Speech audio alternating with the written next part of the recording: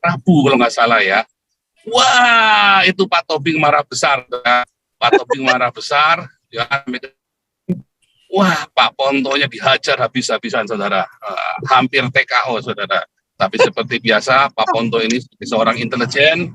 Beliau ternyata lihai, saudara. Seperti belut, saudara ya. Pak Ponto menjawab dengan hukum, dengan ini, tunjukkan hukumnya. Waduh, sebentar Pak Ponto, ngomongnya jangan sama saya. Kita ngomong di ring tinju saja Pak Ponto. Jelas, iya dong. Wah, kan dua orang ini kan karakternya beda nih kan. Yang satunya macam belut, satunya ini macam serigala lapar, saudara ya. Waduh, ini dua jenderal ini ngeri, saudara. Serigala dahal.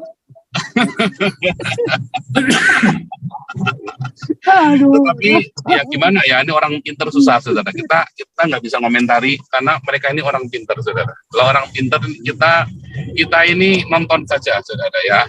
Bukan, kita tidak mencari siapa salah siapa benar dalam kontes ini, saudara. Tetapi YouTube ini adalah tempat untuk membangun opini, saudara. Ya, bagaimana opini itu kita bangun, opini kita develop ya.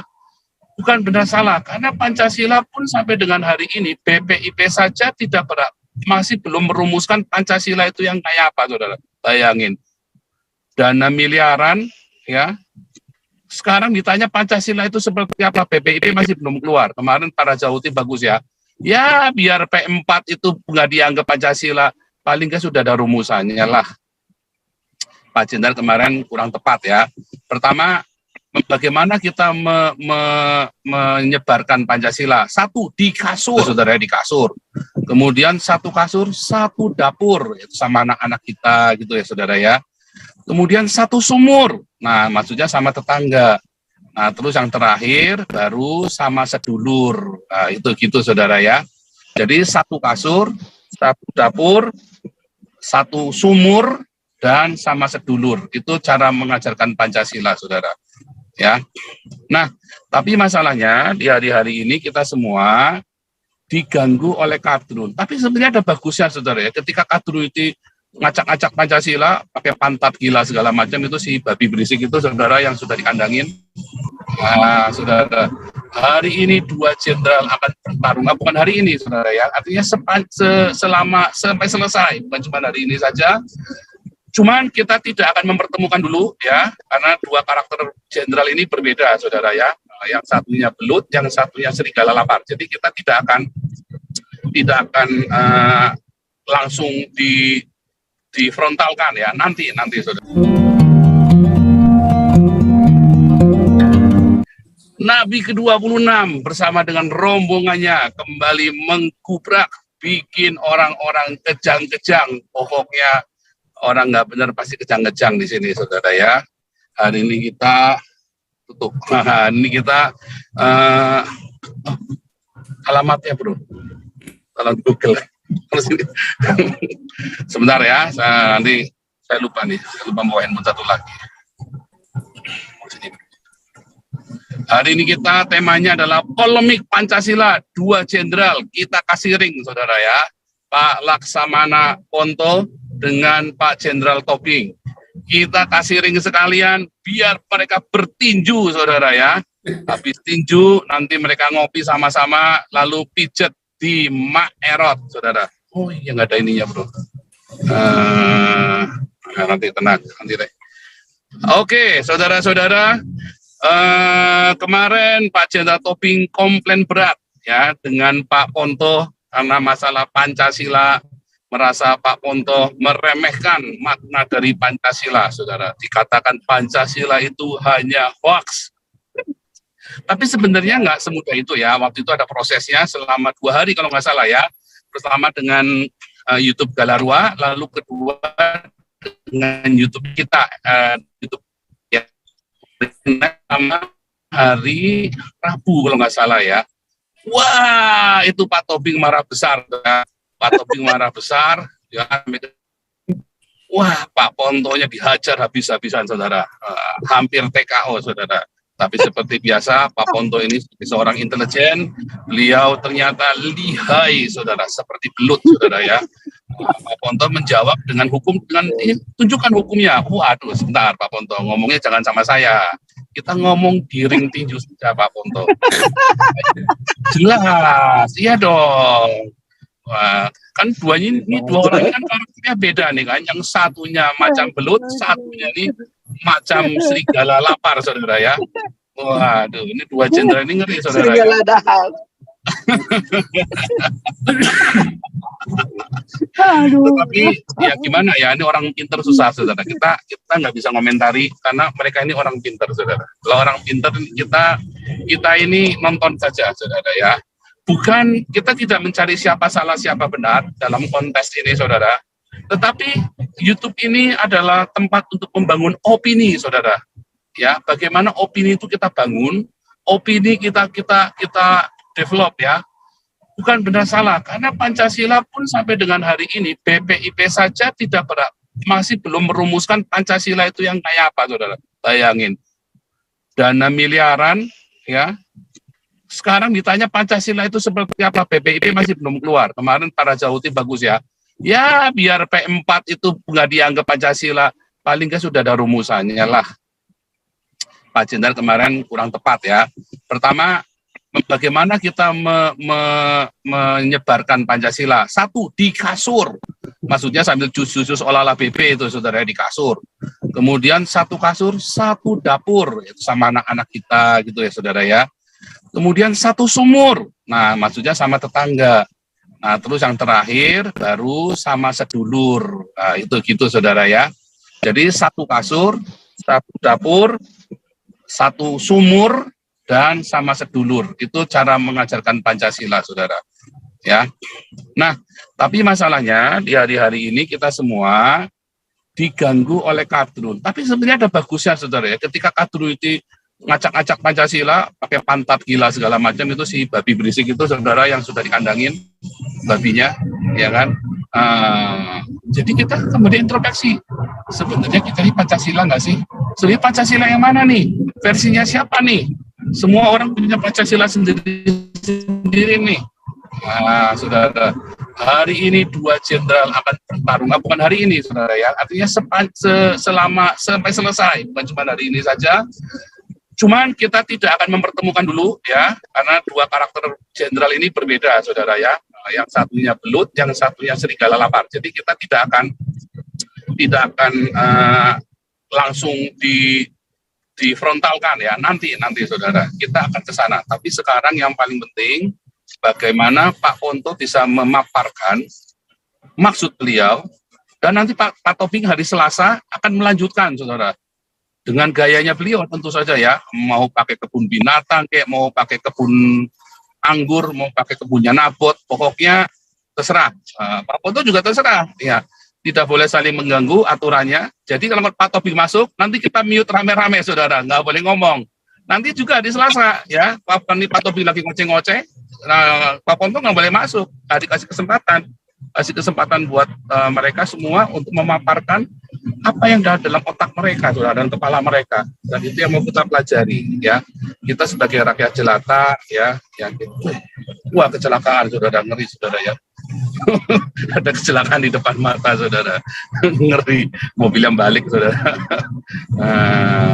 Sini oleh banter-banter ya, Israel ini nyetirnya banter-banter, saudara ya. Saya sampai beda sama di Belanda, kalem-kalem orangnya, saudara ya. Ya maklum ya, mereka tiap hari bawa pistol, saudara. Gimana nggak panas badannya, saudara. Tiap hari bawa pistol, mereka laki-laki, nggak perempuan. Puyeng kita ngelihatnya juga, saudara ya. Tapi ya itu bentuk dari pertanggungjawabannya, saudara ya. Mereka bertanggung jawab dengan keluarga mereka. Oke, kita lanjutkan tadi tentang Pancasila. Sekarang saya serahkan kepada moderator kita, Pak Santiamer. Silakan Pak Santiamer. Baik, terima kasih Pastor. Selamat malam. Ya, tolong punya saya di mute, tolong, karena saya nggak bisa pegang ini. Oke.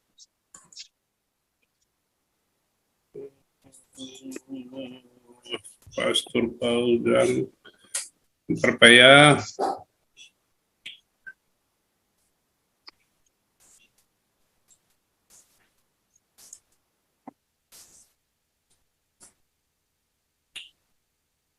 Bapak ya, udah di mute ya. Ya, sudah. Oke. Baik, terima kasih. Salam ya bagi semua teman-teman diaspora di Indonesia ya. Selamat malam. Kita pada malam hari ini ini Pak Pontoh sedang rapat. Mudah-mudahan nanti beliau bisa menyusul. Beliau tadi berpesan akan diusahakan. Kita akan mendengar dari beliau tadi. Kita akan mendengar dari beliau apa itu Pancasila menurut versi beliau ya. Tetapi dari yang saya ikuti percakapan beliau dengan Peradi, di mana Pak Pontoh ini di Peradi adalah sebagai anggota Dewan Pakar. Peradi itu adalah Persatuan Advokat Indonesia, ya Peradi. Jadi dia di sana berbicara tentang pasal 190 KUHP dan dikaitkan dengan pembukaan Undang-Undang Dasar 1945. Jadi mereka di sana berbicara dari aspek hukum. Ya, dari aspek hukum, saya hanya mereview sedikit. Tunggu nanti beliau bergabung. Intinya begini, dalam hierarki peraturan perundang-undangan Republik Indonesia, konstitusi adalah yang tertinggi. Kemudian disusul undang-undang dan lain sebagainya sampai ke bawah. Undang-Undang Dasar 1945, kemudian ketetapan MPR, kemudian undang-undang, kemudian peraturan-peraturan pemerintah sampai ke bawah. Nah itu secara piramida, setiap peraturan perundang-undangan yang di bawah Undang-Undang Dasar 45 harus konsisten dan tidak menyimpang dari Undang-Undang Dasar 1945. Jadi pola pikir beliau adalah yang kita dengar tadi, yang saya dengar tadi dari webinar Peradi, di mana situ sebagai narasumber adalah Pak Pontoh, salah satu narasumbernya Pak Pontoh. Di situ juga ada Saur Siagian, ada juga Sekjen Peradi, memaparkan mengapa kata Pancasila itu tidak dicantumkan dalam pembukaan Undang-Undang Dasar 45. Itu intinya. Mengapa? Kan gitu. Kalau di pembukaan Undang-Undang Dasar 1945 kan kita ketahui bla bla bla bla berdasarkan ketuhanan yang Maha Esa, kemanusiaan yang adil dan beradab, itu tidak ada disebutkan berdasarkan Pancasila. Tetapi mengapa di peraturan perundang-undangan turunannya muncul kata Pancasila? Itu yang menjadi pertanyaan dari Pak Pontoh.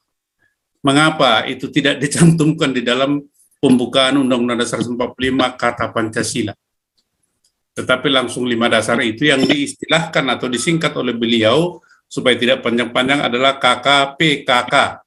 Ketuhanan yang Maha Esa, kemanusiaan yang adil dan beradab, Persatuan Indonesia, kerakyatan yang dipimpin oleh hikmat kebijaksanaan dalam permusyawaratan perwakilan, keadilan sosial bagi seluruh rakyat Indonesia, KKPKK. Nah ini menimbulkan perdebatan. Ada yang mengatakan itu hoax. Apanya yang hoax kita juga tidak jelas. Ini menjadi perdebatan itu yang dikatakan oleh Pastor Paul antara Pak Tobing dengan Pak Pontoh. Jadi kita akan dengarkan nanti dari beliau, mudah-mudahan ada waktunya ya bergabung dengan kita menjelaskan ulang. Dan sudah pernah kalau nggak salah hari apa ya beliau ya ke Pak Pontoh itu menyampaikan hari Rabu minggu lalu atau apa ya masalah Pancasila ini. Tetapi sebagai catatan dari saya Bapak Ibu sebagai moderator ya, kita harus ingat bahwa Pancasila itu bukan ideologi tertutup. Ya. Pancasila adalah ideologi terbuka. Pancasila adalah ideologi terbuka. Artinya apa? Artinya Pancasila itu bebas didiskusikan dan diperdebatkan. Ya, tetapi tidak menyimpang dari nilai-nilai dasariah atau nilai-nilai natur dari Pancasila itu sendiri, makna dari nilai-nilai Pancasila itu sendiri. Silakan itu bisa didiskusikan, ya, tetapi tidak boleh menyimpang dari nilai-nilai dasariah daripada Pancasila itu sendiri. Karena kan zaman berkembang, ya, zaman berubah, maka dia harus dalam kontekstual. Pancasila itu sendiri nilai-nilainya kontekstual, tetapi nilai-nilai dasariahnya tidak boleh ditinggalkan begitu saja. Sama seperti kebudayaan. Kebudayaan kan berkembang terus. Misalnya adat istiadat suatu suku. Di awalnya itu pelaksanaan adat, misalnya pernikahan bagaimana? Sebelum misalnya adanya kemajuan zaman ini digital dan segala macam itu, tetapi sesudah zaman berkembang bagaimana bentuk pelaksanaannya tanpa mengurangi makna ataupun nilai hakiki daripada adat itu sendiri.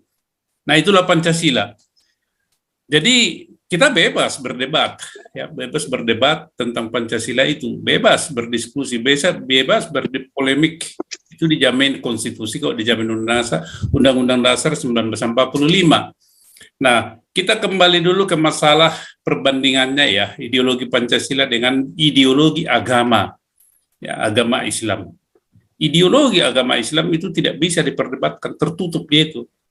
Tidak untuk diperdebatkan. Setuju tidak setuju, Anda harus terima. Itu ideologi Islam khilafah itu. Tidak boleh diperdebatkan. Kalau diperdebatkan, nyawa taruhannya. Nah, berbeda kan?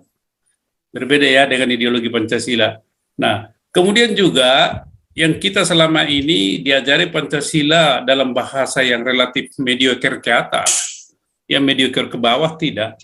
Nah, kita juga di dalam kehidupan sehari-hari bagaimana sih implementasi daripada nilai-nilai Pancasila itu. Jadi tidak hanya berbicara soal teori dan sebagainya. Ya, saya sedang menyusun suatu matriks, ya, bagaimana implementasi Pancasila itu di 4 sektor atau 4 bidang. Pertama, kita mulai dulu dari internal keluarga, bagaimana penerapan nilai-nilai Pancasila, nilai pertama sampai dengan nilai kelima, di tengah-tengah keluarga kita. Adakah kita menerapkan itu? Ya. Kalau kita seorang penganut agama Kristen yang taat, tanpa disadari juga sebenarnya sudah menerapkan nilai-nilai Pancasila itu dalam keluarga. Sudah, itu otomatis itu. Tanpa diajari pun otomatis sudah diterapkan itu. Bahkan di dalam bertetangga, itu otomatis. Tetapi begitu dia bergerak ke dalam sektor yang lebih luas, organisasi, perusahaan, atau berbangsa dan bernegara, kemungkinan itu sudah mulai menyimpang. Ya, menyimpang. Ada yang tetap tegak lurus, ada yang tetap tegak lurus, ada yang menyimpang. Kenapa menyimpang? Karena dipengaruhi oleh situasi lingkungan sekitar, dipengaruhi oleh berbagai faktor yang sadar atau tidak sadar mempengaruhi keputusan kita untuk tidak taat kepada nilai-nilai Pancasila. Karena tidak ada hukumnya kalau tidak taat itu, maka hukumannya begini-begini, tidak ada. Itu menjadi suatu catatan tersendiri. Nah, jadi saya sedang menyusun matriks itu, Bapak Ibu. Bapak Ibu juga nanti bisa berkontribusi, ya, berkontribusi di dalam melengkapi matriks itu menjadi manual daripada Galarua bagaimana mengimplementasikan nilai-nilai Pancasila itu, mulai dari keluarga, menginjak kepada tetangga, menginjak kepada paguyuban atau perkumpulan atau organisasi, menginjak kepada berbangsa dan bernegara. Jadi itu adalah suatu pelatihan Pancasila mulai dari tingkat yang terendah sampai nanti yang terbesar, bangsa dan negara. Dan ketika kita sudah menerapkan nilai-nilai Pancasila tanpa menyebutkan Pancasila itu, tanpa kita bicara Pancasila di keluarga, tetapi nilai-nilai itu kita terapkan, maka anak-anak kita pun dengan sendirinya akan terpola, terbangun, bahwa dalam dirinya sendiri telah terinternalisasi, embodied atau terinternalisasi nilai-nilai daripada Pancasila itu. Ya, jadi kalau sudah di tengah jalan misalnya bicara Pancasila seperti BPIP ini bukannya tidak ada pengaruhnya, tetapi bisa dipastikan itu hanya periperi, hanya di luar-luarnya saja. Jadi akan muncul di situ nanti manusia-manusia munafik, manusia-manusia bersandiwara seolah-olah taat Pancasila, tapi pada dasarnya bukan begitu. Oleh karena itu penerapan nilai-nilai Pancasila ini harus dimulai dari keluarga. Harus. Nah, kembali misalnya kita bandingkan kalau kita nasionalis Indonesia dibandingkan dengan yang sebelah, mereka kan bukan mengajarkan Pancasila. Nah, ini yang menjadi tantangan Bapak Ibu. Disitulah yang saya katakan itu, di ideologi Pancasila adalah ideologi terbuka yang bebas kita bahas, silahkan aja dibahas. Ya, apalagi di ruang publik, ya di ruang publik ataupun di ruang tertutup di kampus-kampus atau di akademi. Dengan catatan tentunya di dalam kita berdiskusi juga, di dalam kita berdialektika, di dalam kita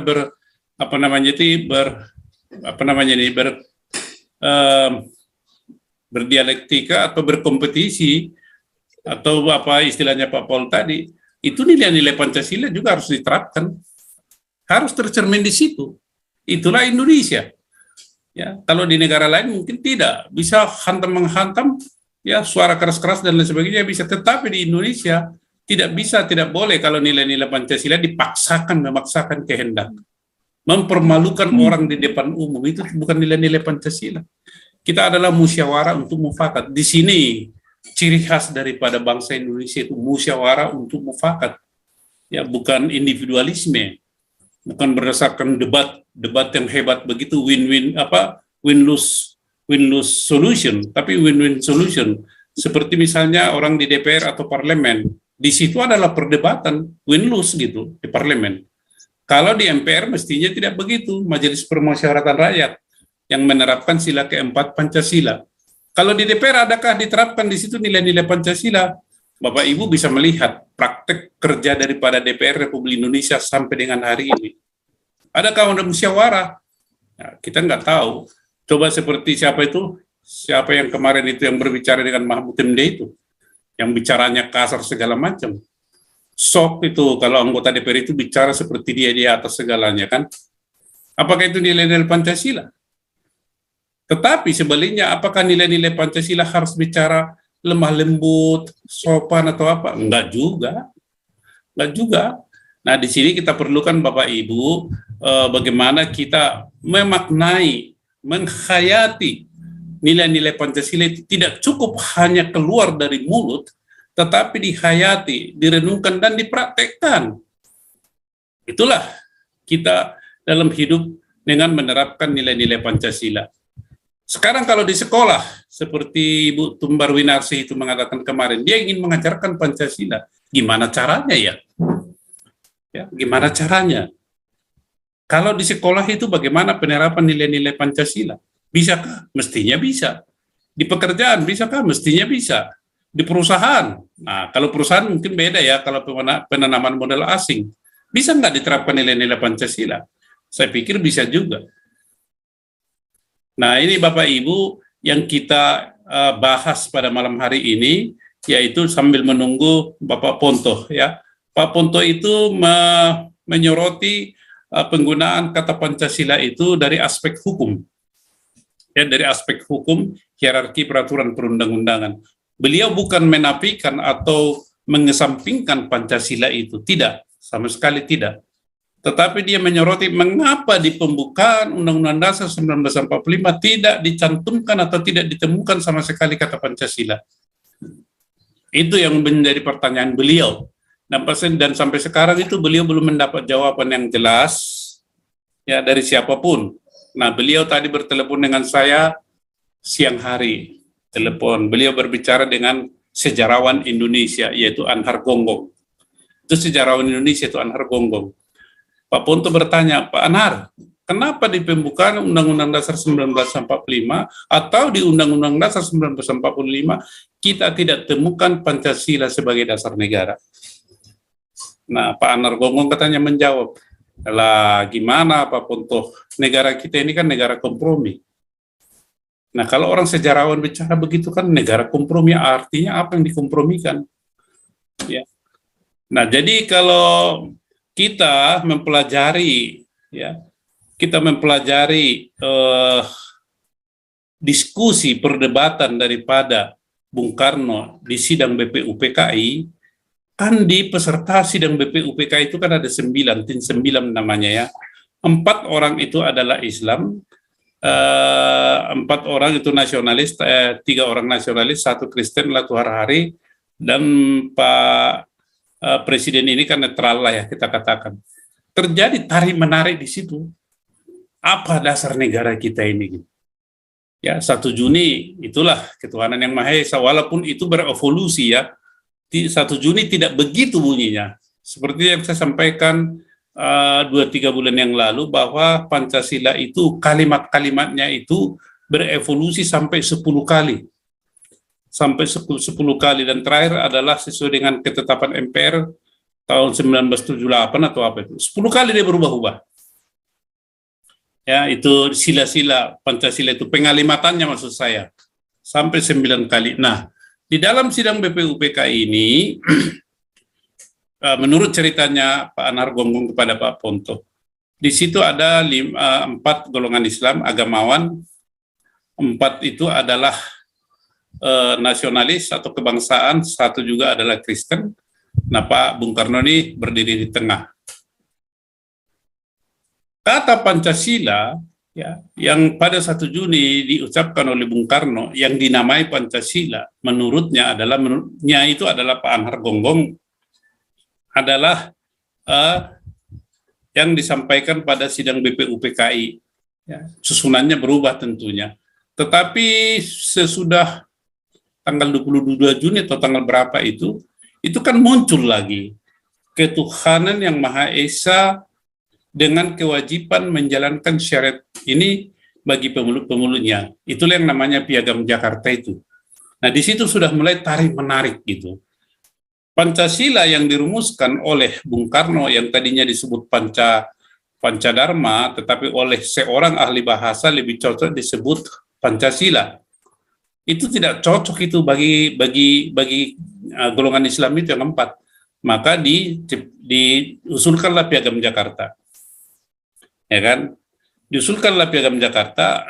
Nah, karena Pancasila ini menurut kaum Islam ini, yang 4 itu tadi adalah temuan ataupun rumusan dari Bung Karno, dan mereka menolak itu, maka bagaimana solusinya? Ya, solusinya apa? Kata Pancasila tidak dicantumkan di dalam pembukaan Undang-Undang Dasar 45. Itu menurut Anhar Gonggong dan salah seorang peserta webinar dari Peradi. Itu kalau nggak salah itu sekjennya atau apa itu. Namanya Beruh. Ada Beruh atau nama siapa tadi namanya itu. Itulah sebabnya temuannya itu Bung Karno, temuannya itu Pancasila tidak dicantumkan dalam pembukaan. Sebab kalau itu dicantumkan, itu adalah ide dari Bung Karno. Ya, personal sifatnya. Jadi disebutkanlah itu 5 dasar negara itu, dan pada waktu disampaikan itu dalam sidang BPUPKI, peserta sidang BPUPKI bertepuk tangan. Ya, bertepuk tangan. Jadi seolah-olah itu adalah kompromi, tidak dicantumkan di dalam pembukaan, karena pihak daripada yang agama ini tidak setuju. Itu adalah jalan tengah. Nah, tapi itu pun masih debatable begitu ya, masih debatable. Mungkin nanti ada suatu waktu yang bisa memberikan pencerahan dan jawaban mengapa itu tidak muncul kata Pancasila itu di pembukaan Undang-Undang Dasar 45 atau di seluruh batang tubuh daripada Undang-Undang Dasar 1945.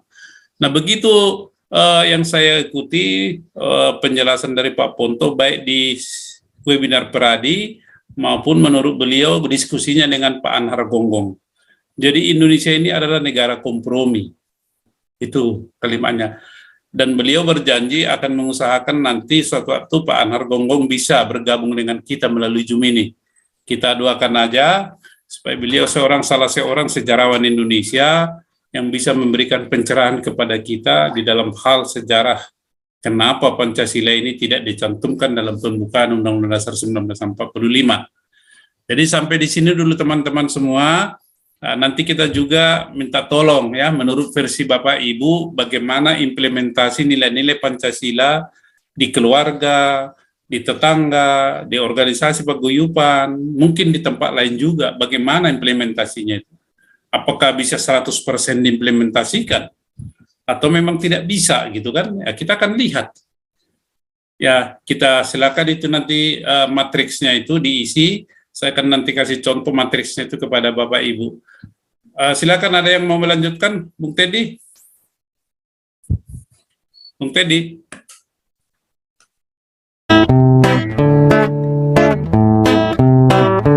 Kau bilang kau menang debat lawan domba yang sesat.